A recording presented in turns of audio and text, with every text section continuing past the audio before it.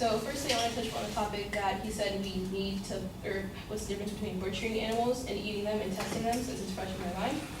And so we need the protein to survive. We don't necessarily need another failed drug test or trial on a different animal that we're not going to eat anyway. And we use the majority of the parts of the animals that we do eat. We don't just put them up to sacrifice and then let them go to waste. Another topic I wanted to touch up on was that they said animal tests are reliable, and currently 9 out of 10 experimental drugs fail. So 90% of the drugs that we test fail in clinical studies, and we can't accurately predict how they will behave in people based on the laboratory and animal studies. Also, they say that animals make good candidates, and that rats have 90% of the same genetic makeup. Well, bananas have more than half the same chromosomes as we do, so should we test on them too and see what results they give us?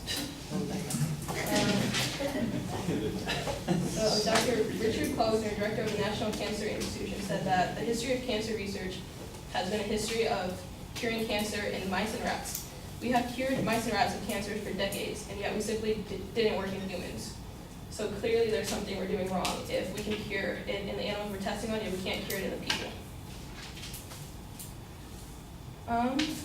They also said it would be risky to use computers rather than, it would be more risky to use computers to test than it would to use animals. And I would like to reiterate the quote that Miriam used, that 90% of drugs that pass animal tests fails in clinical trials. And so since 94% of these fail, we don't exactly know how human bodies are going to react with these animals or with the drugs because we're testing on animals.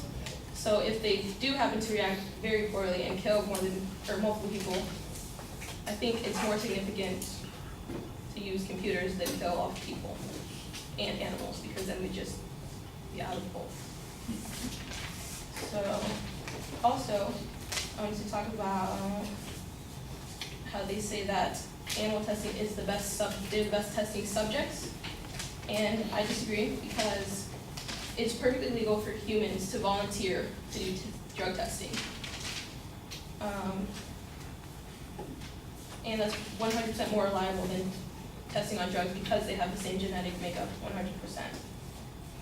Also, since there are more than 50 alternative ways to test, not just animals, it seems kind of redundant that in this day and age we're only using animals when we have the brain power and the technology to do so much more, yet we're only staying where we know with what we know because we're afraid to change.